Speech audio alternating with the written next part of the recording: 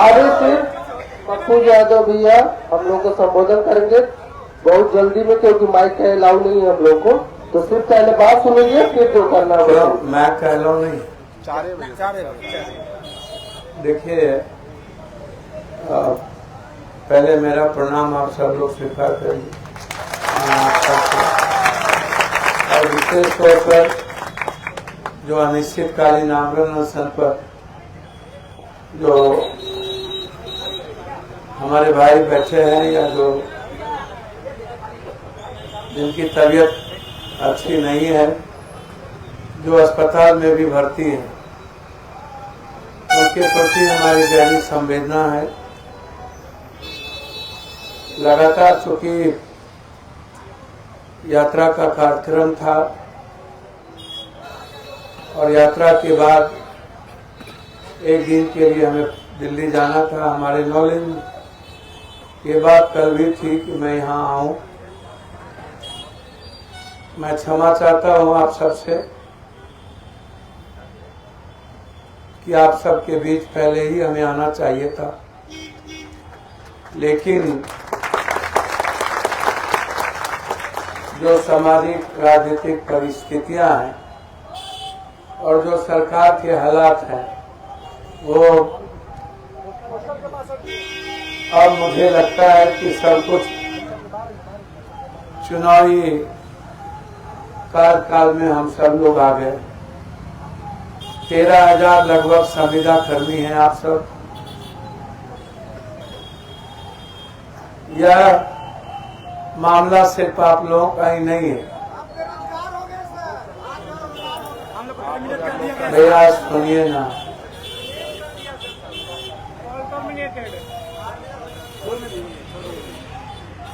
देखिए भैया, मैं अभी बहुत बात आप सबसे नहीं कहूंगा।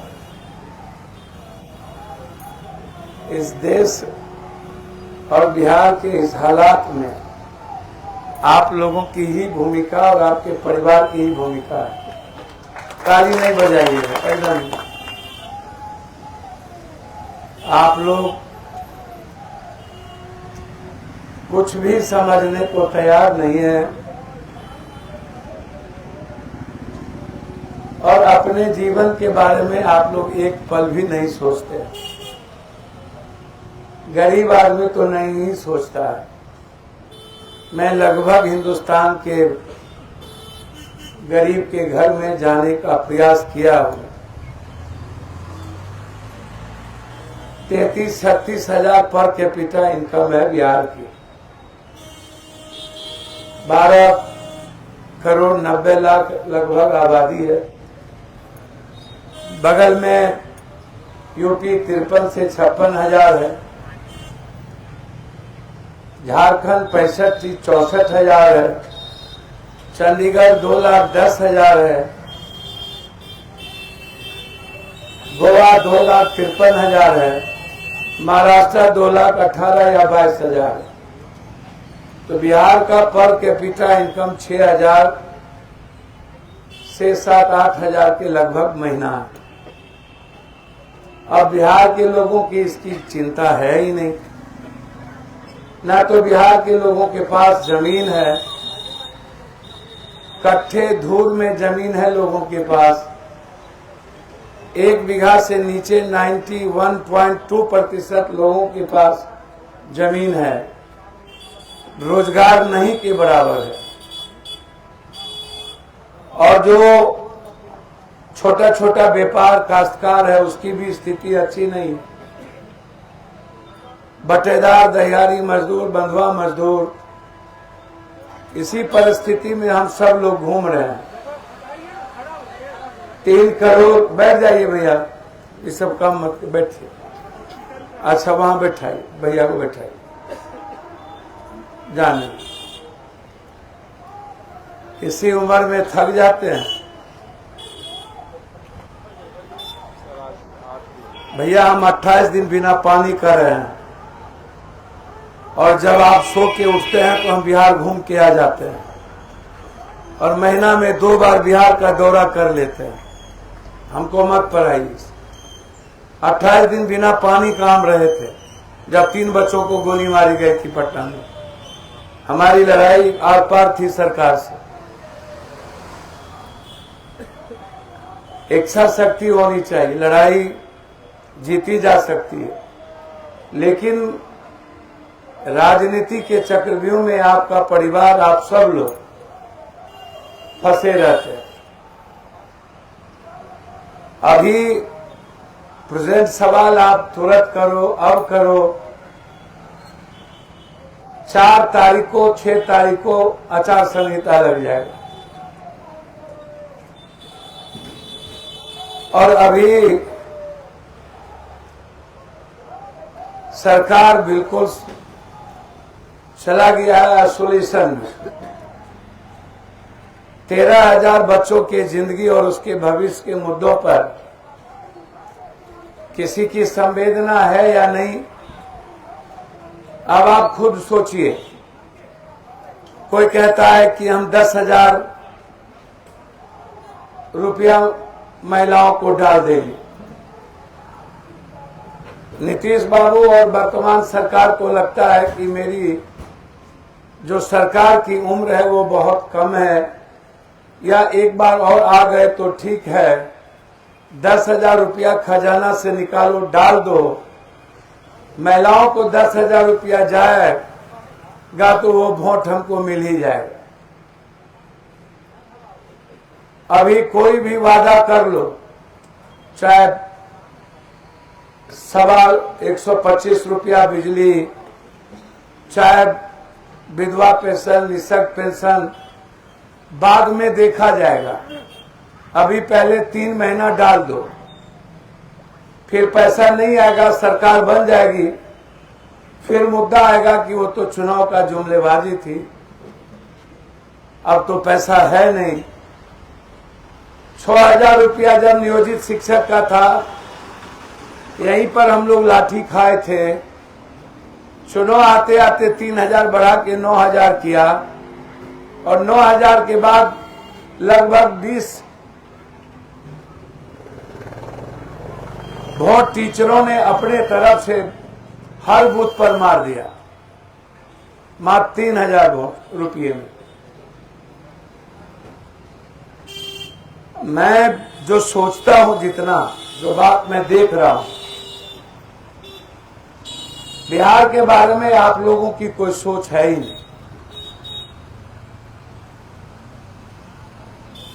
भैया हमसे आप कहिएगा कि हमको रोजगार करना है, हम 1 लाख रुपया आपकी मदद सबकी कर दें। मेरी हैसियत इतनी ही है। हमको कहिएगा कि आपके प्रति हमारी पूरी पिता के तरह, एक परिवार के तरह मैं आपके साथ खड़ा हो जाऊं। लेकिन मैं बिहार को जितना समझा हूं बचपन से, मुझे लगता है कि बिहार के बच्चे बिल्कुल संवेदनशील नहीं है, बिल्कुल वो इंसान नहीं है। जाति धर्म मजहब में उलझा हुआ है। इंस्टाग्राम, सोशल मीडिया, फेसबुक पर गाली गलौज करता है, और अपने लाइफ के बारे में कभी नहीं सोचता है। कभी आप किसी को, किसी जात को कुछ बना देते हो। सारे गलत आदमी यहीं पर नेतागिरी करते हैं, और पैसे के बदौलत सब लोगों की राजनीति होती है। हम तो एक साधारण आदमी हैं, गरीब गुरबा जिता देता है, पता नहीं क्यों। हमको तो कोई अमीर और ताकतवर आदमी कभी वोट दिया नहीं, और मेरा इत्तेफाक भी रहता है डॉक्टर से, माफियाओं से, अपराधियों से। इन लोगों को मैं नहीं बख्शता हूं। बचपन से मेरी लड़ाई इनके हर गलत कुकर्म से रहा है, पदाधिकारी से, वो तो किसी तरह हम लोग जी लेते हैं। जब भी कोई ऐसा सवाल होता है बीपीएससी का, एसएससी का, जब भी कोई लड़ाई यूपीएससी की हुई, एसएससी की हुई, दिल्ली में हुई, सीसेट का मामला आया, सब लड़ाई में हमने कोशिश की कि बिहार के बच्चों को पूरी मदद मिले। अब इसमें भी हमारे परिवार के लोग हैं आप, और हमारे बच्चे भूख हड़ताल पर बैठे। आप गोबर पर घी डाल रहे हैं, बांध जाने प्रसव की पीड़ा, क्या पता है इन्हें माँ की पीड़ा क्या होती है, संवेदना क्या होता है किसी बच्चों की जिंदगी, नौकरी का, जिसने शादी कर ली, जिसकी शादी होनी है, जिसके उम्मीद सिर्फ उस परिवार में एक बच्चा होता है। इन लोगों को क्या पता कि जब बच्चे की नौकरी जाती है, रोजगार जाता है, तो आत्महत्या करने पर विवश हो जाता है। बिहार के बच्चे थोड़ा जीवटता के साथ जी लेते हैं, इसलिए आत्महत्या नहीं करते हैं। लेकिन जब हम बुंदेलखंड, विदर्भ जाते हैं, गुजरात की तरफ, तो वहां आत्महत्या की तादाद ज्यादा है, किसान भी आत्महत्या कर लेता है। तो बिहार में किसी को गहरी चिंता नहीं है, सबकी चिंता है कि हम मुख्यमंत्री बन जाएं, हमारी सियासत हो जाए। क्या हो जाएगा, किसी की सरकार बन जाएगी, 20 साल में क्या हो गया, या जब 16 साल 14 साल के बीच में कौन सा ऐसा क्रांति आ गई इस बिहार में, जो 3 करोड़ 36 लाख लोग बिहार से बाहर हैं, 82 लाख लोग पढ़ने गए हैं, रेस्ट लोग कमाने गए हैं। मात्र 81% 81 के लगभग लोग बाहर गए हैं पढ़ाई करने के लिए। इंजीनियरिंग में सबसे ज्यादा है, आईएम और आईटी में उसके बाद है। अब रेस्ट जो लोग हैं वो मजदूरी करने गए, तो 3 करोड़ 36-37 लाख के लगभग लोग बिहार से बाहर है। आप कभी अंदाजा कीजिए क्या बीतता है।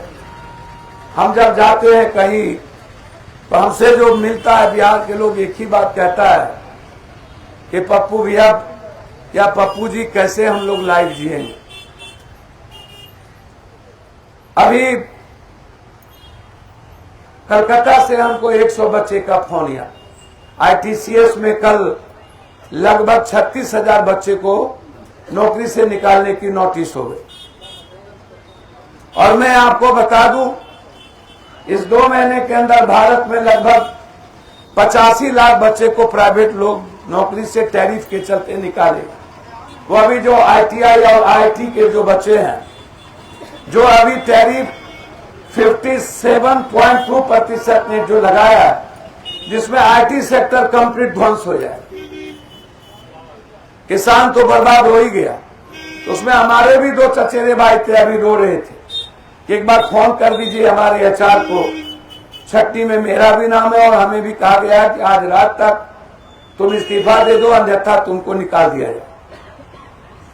हम डेली इस तरह की परिस्थितियों से हम लोग देख रहे हैं। आपकी अपेक्षा है कि हम आपकी बात जो आपके मंत्री हैं उन तक रखें। मंत्री भी यही है ना, मिनिस्टर संजय सरावगी जी। मैंने 2 बार बातचीत की संजय सरावगी जी से, मैं अभी आपके सामने सुना दूं। उन्होंने कहा कि ये मेरा सब्जेक्ट भाईजी नहीं है। सरकार जब कोई चीज बहाली, पहले तो उन्होंने एनजीओ की बात की कि ये संविदा कर्मी जो बहाल होता है वो सरकार के माध्यम से बहाल नहीं होता है। ये बहाल किसी न किसी एनजीओ, किसी न किसी कंपनी के माध्यम से होता है। उसे तय कर, जो बात आई मैं वो पहले कह रहा हूं, फिर जो बात आई उसको मैं कह रहा हूं। मैंने उनसे बातचीत की, उसके बाद उन्होंने कही कि सरकार जब किसी संविदा पर किसी को रखती है तो उसमें पूरा क्लोजर होता है कि हम कभी भी इसके लिए बाध्य नहीं है, इंटाइटल नहीं है, और आप परमानेंट नहीं हो सकते। और आपको कभी भी सरकार हटा सकती है, बाद में आप इसके लिए कंपेल नहीं करेंगे। तो सरकार क्या करती है? सरकार जब जब बदलती है या पदाधिकारी बदलते हैं तो फिर पुराने साथियों को जो पैसा लेके या किसी भी तरह पैरवी पर बहाल किया जाता है उसको हटा करके फिर अपने तरीके से पैसे कमाने का एक संविदा कर्मी का जरिया हो जाता है, ताकि उसको और अधिक पैसा मिले और नए तरीके से हम संविदा कर्मी को हम बहाल करें। तो हमने कई बार, एक बार लगाना, बातचीत उनसे 2 बार की और मैं आपको ओपन सुना देता हूं कि मेरी बातचीत पहले भी हुई थी। मेरी दिलचस्पी आपके साथ है खून की तरह, लेकिन जब आप लोग, मैं कई बार इस धरना में पहले भी देखा कि हमारे बच्चे इस तरह के राजनीति करने लगे हैं जड़ता वाली। जब बीपीएससी की लड़ाई हो रही थी तो यहां कोचिंग माफियाओं ने राजनीति का अखाड़ा बना दिया और इतना गंदा खेल खेला नेताओं ने कि हमारा मन टूट गया। मंत्री जी, क्या हाल है भ्राता श्री? भाई, मेरे 7 साल वाला जो संविदा कर्मी बेचारा, ये लोग धरना पर भूख हड़ताल में 14 आदमी अस्पताल में भर्ती हो गया। आप नहीं देखेंगे तो कौन देखेगा? हमने पहले भी आपसे एक बार याद होगा रिक्वेस्ट किया था अपने इसी मामले को लेकर, और आपने कहा भी था कि भाई मेरे हम लोग इस मामले में इस संविदा कर्मी वाला तो देख लीजिए, 13,000 बच्चे इतना लंबे समय तक काम किया, तो आप तो इतना तजुर्बावान हैं, पूरा का पूरा आपके ब्रेन में रहता है, तो इसको तो आप देख लीजिए कैसे होगा। भाई मेरे, प्लीज मेरा रिक्वेस्ट है, पर्सनली रिक्वेस्ट है भ्राताश्री से, प्लीज बच्चे भूख हड़ताल पर हैं, कम से कम उसको तो आप ये कर लीजिए भ्राताश्री, आप ही न तोड़वाएंगे। एक बार अपने भाई को, छोटा भाई है आपका जी जी जी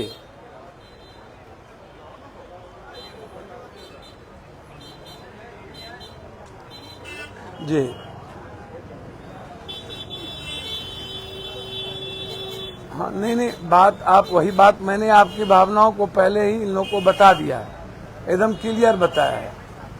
लेकिन क्या कोई ऐसा अपने विभाग में जिसको इन लोगों को उस विभाग में हम लोग करके, ताकि इनको कंपलसरी हो जाए भाई मेरे, और हमारे 13,000 बच्चे बच जाए जी। नहीं, लेकिन दूसरे विभाग, दूसरा कोई अपने विभाग में कोई इस तरह का जो प्रोग्रामी होगा, उस प्रोग्राम में इसको डाल दीजिए। आप देखिए ना भाई मेरे, नहीं, मेरा रिक्वेस्ट है, आप कोई बात नहीं, भाई आप ही का ना है, भाई आप ही का ना है, आप उसको देखिए ना। ठीक है, प्रणाम। देखिए, एक बात समझिए भैया, हम फिर आइएगा, कोई जात का जिंदाबाद कीजिएगा, फिर कोई हिंदू में यार, बस चुप हो यार, यूथ क्या बोलोगे हमारे सामने? जानते नहीं आप लोग जहर है। हमारा जिंदाबाद छोड़ दो भैया, हम बहुत साधारण आदमी हैं। आप लोगों को जिनका जिंदाबाद करना हो, जहां रहना हो रहो। हम ना दुनिया में भगवान से डरते हैं, ना हम भीड़ भाड़ से डरते। हमने पहले भी आपको कहा कि उन्होंने हमको बोला कि भैया इन लोग की एक प्रोग्रामिंग में बहाली हुई थी, वो प्रोग्राम मेरे विभाग से खत्म हो गया। और ये बात मैंने पहले भी उनसे कहा था कि एक प्रोग्राम यदि खत्म हो गया और 7 साल जिससे आप काम लिए हैं उसको किसी दूसरे प्रोग्रामिंग में या दूसरे चीजों में आप उसको इन्वॉल्व कर लिए, तो उनका कहना था ये लोग क्या हुआ, जो लोग भूख हड़ताल तोड़ के गए उसको भी कुछ लोगों ने डरा धमकारा है और जगह जगह ये लोग हम लोगों को डिस्टर्ब करने लगा। तो उनका कहना था, फिर भी हमने समीक्षा की है भैया, और फिर हम एक बार समीक्षा करेंगे। वो मैं समझता हूं कि बहुत वाचाल नहीं है, अस्थिर आदमी है। जिस समाज से आता है वहां अस्थिर आदमी का ही गुंजाइश है। तो मैंने उनसे रिक्वेस्ट किया है कि आप इस रिक्वेस्ट को समझ लीजिए और इन बच्चों की परिस्थितियों को समझिए। बोला मैंने अपील की थी भूख हड़ताल तोड़ने, उल्टे और भी लोग चले गए। तो मेरा रिक्वेस्ट है आप सबसे, सरकार संवेदनहीन है और इस देश का नेता 24 घंटा 24 मिनट सालों भर नेतागिरी करते हैं, सिर्फ वोट की सियासत करता है। जहां बेनिफिट होता है उतना ही काम करता है और चुनाव के 6 महीने और 3 महीने ही ये लोग जनता के बारे में सोचता है ठगने के लिए। या 6 महीना में इन लोगों को वोट चाहिए, उसके अलावे ये नेता लोगों का कोई धंधा नहीं है। पूरे देश में हिमाचल डूब गया 80%, पंजाब लगभग 65%, एक नेता नहीं गया, एक नेता नहीं गया। मर गया हिमाचल, कोई मतलब नहीं है। तो इसीलिए जब लोग लाखों मर जाते हैं तब ये लोग नहीं जाता है। तो आपको क्या लगता है, आपके बारे में सोचेगा ये लोग? मैंने इसीलिए आपके सामने भाई से बातचीत की कि आपको ऐसा नहीं लगे कि मैं औरों की तरह कोई काम करता हूं। मैं सेक्रेटरी से भी बात करूंगा अभी, आप भरोसा रखिए।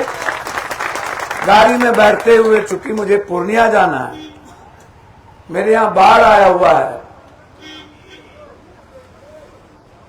और सभी गांव में एम्बुलेंस देना है, तो हमको पूर्णिया पहुंचना। 2 बच्चे की हत्या हो गई खगड़िया में, वहां भी जाना है। लेकिन अभी 2 बच्चे आपके गए थे, हमारी नजर पड़ते ही पीछे उनके चेहरे पर आंख में आंसू था। मैंने कहा अपने लीडर लोगों की पहले वहां चलिए, फिर वहीं से हम निकलेंगे। मुझ पर, मैं आपके साथ, मेरा परिवार की तरह रिश्ता है और मुझे राजनीति नहीं करनी। और मैं आप लोगों के बारे में जानता हूं, आप लोग इंसान नहीं है, जात हैं, हिंदू हैं, मुसलमान हैं, राजपूत हैं, भूमिहार हैं, जादव हैं, चमार हैं। इंसान इस देश में एक कोठो नहीं। इसीलिए जब इंसान है ही नहीं और पप्पू यादव अपेक्षा करे तो हमसे ज्यादा बेवकूफ कौन होगा। इसीलिए हमको सब पता है। मैं आपकी मदद करने इसलिए नहीं आता हूं कि मुझे कोई तगमा लेना है। हम 100 करोड़ मिलियन हमारा व्यूअर्स है। हम मोदी जी का 90 है, राहुल जी का 73 है और तेजस्वी जी का 41। इसलिए मुझे आपकी सर्टिफिकेट नहीं चाहिए। हम संतुष्ट हैं कॉमन आदमी के बीच, मिडिल क्लास के बीच। हम आपसे इतना ही कहेंगे, इस बिहार को बचाने में आप सब लोग सहयोग करिए, हाथ जोड़ते हैं, अच्छे इंसान की मदद करिए। मैं आपके साथ हूं, हर दिन मैं आपको मॉनिटर करूंगा। जरूरत होगी तो 7 तारीख को मैं आकर के 2 दिन नहीं हूं, कल और परसों 6 के रात में आऊंगा। मेरे यहाँ गणेश पूजा भी है, मिलाद भी है, मैं दोनों करके लौटूंगा। 7 को मैं कोशिश करूंगा। मैंने आपके लिए ही दीपक जी से समय मांगा था, जो सरकार चलाते हैं, हमें समय नहीं मिली। समय मिल जाएगा तो मैं गंभीरता से आपकी बात रखूंगा और प्रयास करूंगा कि आपकी मैं मदद कर सकूं। बहुत बहुत धन्यवाद। मैं प्रणाम करता हूं।